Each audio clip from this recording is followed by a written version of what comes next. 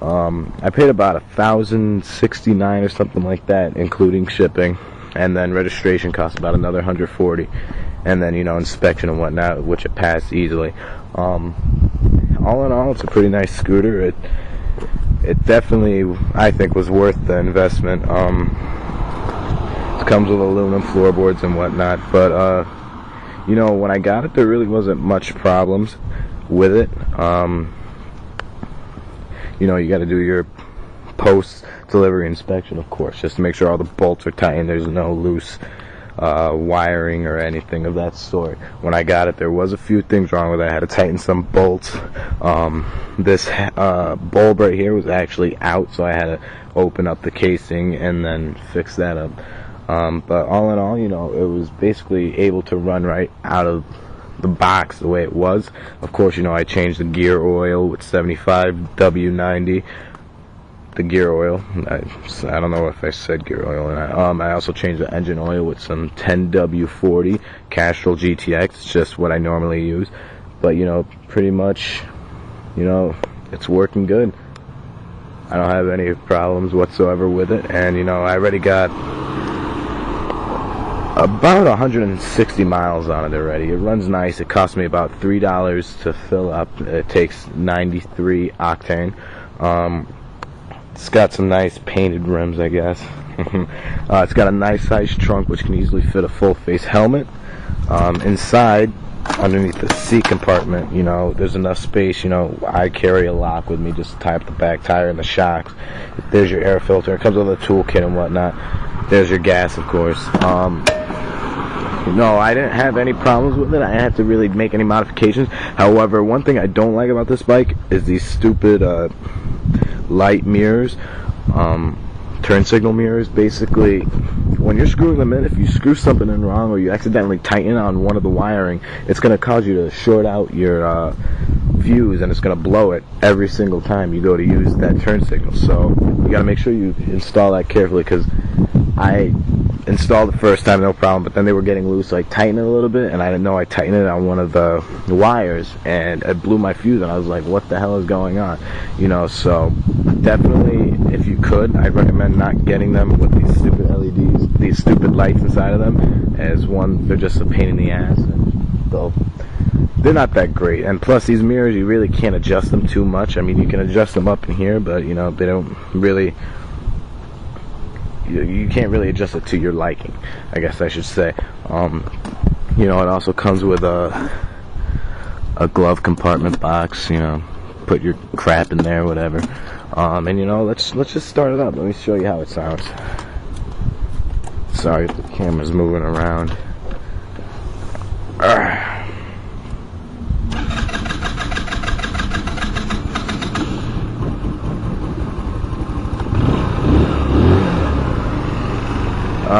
It's a nice scooter, though. It sounds really nice, as you can see. The speedometer's not the greatest. That you can expect that with all Chinese scooters. It's actually about 5 miles off. So when you're really going, when it says it's going 30, it's really going like 25, and when you're going 35, you're really going 30. So you just got to always add or deduct 5 if you want to go speed limit. It can reach up to 65, though. I've gotten that GPS verified. So it's a nice scooter. I mean, you really can't expect much more. I mean, you're not paying the premium for like a Honda or a Yamaha or a Kimco, but if you're mechanically inclined and you're willing to work on these scooters, they are a great investment. Hopefully I'll get some videos of me riding it throughout my city, maybe on the highway, get some videos of that. But it's a nice scooter, accelerates nice and quick. It tries to get off with this racer look, but then you got the scooter top, so it doesn't really fit too much. But I mean, it is a great scooter. Brakes are nice. It's got disc brakes in the front and hydraulic brakes. I mean, drum brakes in the back. I don't know why I said hydraulic.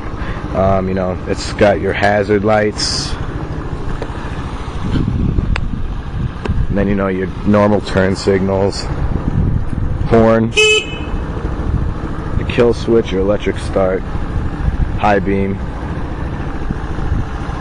And all in all, definitely a good scooter. I definitely would recommend it, only if you're willing to work on it, though, because you will probably run into problems. and unless you're mechanically inclined, you're going to be paying out your ass for a mechanic to fix it, if a mechanic even wants to work on it, because it's not a brand they're used to working on. Like I said, it takes 93 octane. It cost me about $3 to fill up, but I think it's a great investment. I changed the oil and the gear oil right when I got it. I did it again at about 50, 75 miles, and right now I'm riding it to about 250. Then I'm going to change it again, gear oil and the engine oil, and then I'll change it again at 500, and then 1,000, and then every 1,000 thereafter. You know, you just want to make sure, because when you're breaking in the engine, it's going to release some metal particles, and you want to get that out. In terms of breaking it in, a lot of people suggest, you know, riding it like 20 miles an hour for the first 300 miles or something like that.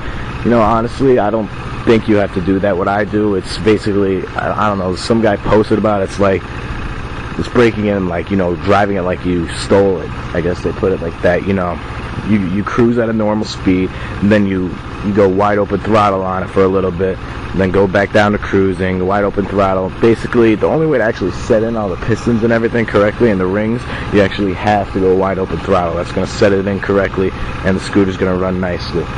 You're not actually going to get optimal performance out of these scooters until you hit about 300 miles anyway, because then by then your engine's broken in, and then, you know, you'll be able to reach the speeds that are intended, and maybe even above and beyond that. Some people can, you know, depending on what size engine. This is 150cc. There's been people claiming they can get up to 75, 80 miles an hour. I don't know if it's true. They might be bullshitting, but, you know, whatever. It gets you from point A to point B. It's cheap. It gets great gas mileage. I think I get around 80, 85, and, you know, it doesn't look half bad. And, you know, for $1,000, you really can't go wrong. I'm paying through Geico insurance. I'm paying about $17 a month, and I'm considered a new driver too. So within a few years, hopefully that'll go down. But that's the review of my scooter. Hope you enjoy it. I'll try to get some videos of me riding it, showing you how to change gear oil and everything, and maybe making any modifications. Maybe even changing out the standard OEM fuse holder they give you, because that's kind of crappy. I haven't changed it out yet, but since I blew my fuses this morning, actually, I may probably by this weekend change those suckers out. Get a nice blade fuse that you see in most new cars. You can get it right at AutoZone for about like $3. So, you know, that's it. You know, inspection was a breeze. Passed like nothing, even though I went to a Honda dealership and they were trying to tell me, oh, these scooters are doo-doo. They're not crap. The engines are actually very good. They're built with that nice Chinese construction. Believe it or not, they're actually very solid engines. The only thing, though, is the wiring is sometimes shoddy. You just got to make sure you inspect everything and go over it before you take it out on the road. Because one thing that does happen with Chinese scooters, a lot of the times they're not inspected properly before they leave, because these things are like mass produced. So you got to check all your bolts even after you're done riding them. You know, check them occasionally, at least once a week, just to make sure everything's nice and tight. Definitely invest in some Loctite, because some of these screws and bolts, they won't stay unless you have some Loctite in them, because maybe they'll stay for when you just try to screw it in yourself, but after you're driving or riding, they're going to start to loosen up and pop out, and then you're going to see your bike falling apart and you're like, what the frick? But anyway, the tires are fine. Many people claim that you have to replace the stems. I have had no issues with tire leakage, with air leakage, and, you know, all in all, it's a great scooter, and I'm happy I invested in it. The Lingyu MC75 150. It has a T at the end, so I'm assuming they mean turbo, but the engine displacement's still 149 cc's. Great scooter. When I first got it, I put it on the side kickstand for like 10 seconds because I went inside to go get something really quick. Came out, the thing fell over, but this scooter actually does have a nice feature. When the scooter tips over, the engine shuts off. It's a nice little safety feature. And, you know, luckily nothing broke. I just got that scratch, which I'll probably wet sand out and get some touch-up paint from AutoZone. Fix that up. But even then, you know, it's not even that noticeable. But anyway, you know, Chinese scooter, if you're willing to work on them, they're great investments. I get a lot of comments about this one, and a lot of people look at it and they're like, wow, they really like the look of it. I like the look of it. I don't think it looks too bad. It didn't come with a windshield. I don't plan on getting one. I know a lot of people also claim that, you know, with a windshield, it'll reduce they'll make you more aerodynamic and make you gain higher top speeds. That's a bunch of bull crap. All it does is make your ride more comfortable. So, you know, here's a Lingyu MC75 150cc scooter.